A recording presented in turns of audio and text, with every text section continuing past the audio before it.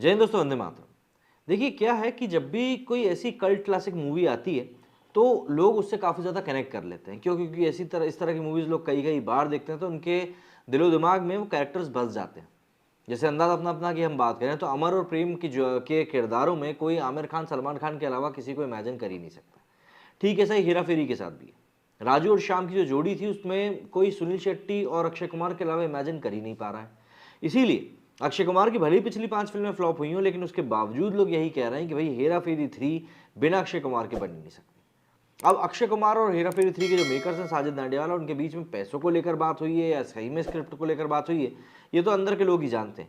लेकिन इन सभी चीज़ों के बीच में सुनील शेट्टी भी कूद गए और सुनील शेट्टी का साफ तौर पर कहना है कि भैया हेरा फेरी जो है वो अक्षय कुमार के बिना तो बनेगी नहीं, और वो पूरी कोशिश करेंगे अक्षय कुमार को बनाने की कि वो ऑन बोर्ड आ जाए। हेरा फेरी 3 में कास्टिंग को लेकर बहसों का सिलसिला कम नहीं हो रहा, जबकि पूरे मामले में अक्षय कुमार का बयान आने के बाद साफ हो गया था कि खिलाड़ी कुमार अपनी सबसे सक्सेसफुल फ्रेंचाइजी का हिस्सा नहीं होंगे। उनकी जगह निर्माताओं ने कार्तिक आर्यन के रूप में एक नए एक्टर को ऑन बोर्ड भी ले लिया है। हेरा फेरी की फ्रेंचाइजी में अक्षय कुमार के अलावा सुनील शेट्टी और परेश रावल भी अहम किरदार में हैं। अभी एक दिन पहले सुनील शेट्टी ने कहा था कि कोशिश कर रहे हैं कि वो अक्षय कुमार के साथ जुड़ें, और अब एक एक्सक्लूसिव चैट से हेरा फेरी 3 को लेकर एक नया मतलब निकल रहे हैं। निश्चित ही पूरे मामले में कास्टिंग को लेकर भी एक विवाद देखने को मिल रहा है। असल में सुनील शेट्टी धारावी बैंक टाइटल से वेब सीरीज कर रहे हैं, जिसमें कि उनके साथ में विवेक ओबरॉय भी दिखेंगे। इसी सिलसिले में उन्होंने कुछ प्रमोशनल इंटरव्यूज दिए और मीडिया से ने स्वाभाविक रूप से हेरा फेरी 3 की कास्टिंग को लेकर भी उनसे सवाल किए। मिड डे ने एक खबर में सुनील के हवाले से कोट किया कि एक्टर को अभी भी उम्मीद है कि अक्षय और परेश रावल के साथ प्रोजेक्ट के लिए एक बार काम किया जा सकता है। और इसी खबर के बाद बॉलीवुड हंगामा ने ओरिजिनल कास्टिंग की वापसी को लेकर सुनील की उम्मीदों पर सवाल किया। उन्होंने कहा, चर्चा है कि कार्तिक ने अक्षय को रिप्लेस कर दिया। देखिए, अक्षय को रिप्लेस करना पॉसिबल ही नहीं है। निर्माताओं की कार्तिक आर्यन से जो भी बात हो रही है वो पूरी तरह से बिल्कुल अलग किरदार के लिए, इसलिए इसमें तर्क वितर्क का कोई भी मतलब नहीं है। सुनील शेट्टी की किरदार वाली बात किस हद तक सही है। असल में निर्माता अक्षय के साथ ही फिल्म बनाना चाहते थे, लेकिन भूल भुलैया 2 के बाद कार्तिक भी उनकी नज़र में थे। शुरू से ही अक्षय को स्क्रिप्ट दिखाई गई, लेकिन मेहनताना मतलब कि 90 करोड़ रुपए फीस और प्रॉफिट शेयर की वजह से बात बन नहीं पाई, और कार्तिक के साथ वही प्रोजेक्ट करने पर निर्माता को सीधे सीधे 45 करोड़ रुपए का फायदा हो रहा था। कार्तिक इस मूवी को करना भी चाहते हैं, चाहे तो आप समझ सकते हैं कि किस तरीके से यहाँ पर पूरी एक बात बढ़ रही है। लेकिन ये बात जरूर है कि कार्तिक के साथ साथ हेरा फेरी 3 करने की कंडीशन में स्क्रिप्ट में फेरबदल किए जाने की बात पहले ही सामने आ चुकी है।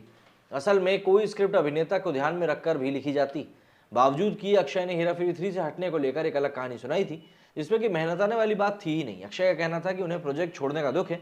उन्हें जो कहानी मेकर्स की तरफ से सुनाई गई थी वे इसमें काफ़ी फेरबदल चाहते थे, क्योंकि आज के माहौल में दर्शकों को जो कहानी देखना चाहिए वो उसमें नहीं थी। अभी इस मामले में कार्तिक आर्यन ने कुछ भी नहीं कहा है, लेकिन साफ है कि फ्रेंचाइजी के 2 एक्टर्स ने, मतलब कि अक्षय कुमार और सुनील शेट्टी, इस मामले को विवादित रूप तो दे ही दिया है। सुनील शेट्टी भी तीसरे पार्ट की स्क्रिप्ट पर पहले ही सवाल उठा चुके थे। अक्षय और सुनील के बयानों से पता चलता है कि दोनों सितारे अभी भी हेरा फेरी 3 में काम करना चाहते हैं। क्यों करना चाहते हैं, ठीक उस पर जिस बात का मैंने आपको जिक्र किया उसमें आपको पता चल ही जाएगा। लेकिन अब सवाल यह भी उठता है कि सच में कार्तिक आर्यन में अक्षय को रिप्लेस करने की काबिलियत नहीं है। दरअसल सुनील का ये कहना पूरी तरह से गलत है। बावजूद कि किसी भी एक्ट को ठीक ठीक दोहराया नहीं जा सकता, ये कोई मशीनी काम तो है नहीं। अभिनय तो बस इमोशंस का एक मतलब प्रदर्शन करने का काम है, और वो हर बार बिल्कुल एक जैसी नहीं हो सकती। एक ही अभिनेता के मामले में ये पहले से कुछ अच्छा ज़रूर हो सकता है, खराब भी हो सकता है, उसके आसपास हो सकता है। अब इस आधार पर कहा जाए तो कार्तिक ही नहीं बल्कि कोई भी अभिनेता किसी भी एक्टर को रिप्लेस नहीं कर सकता।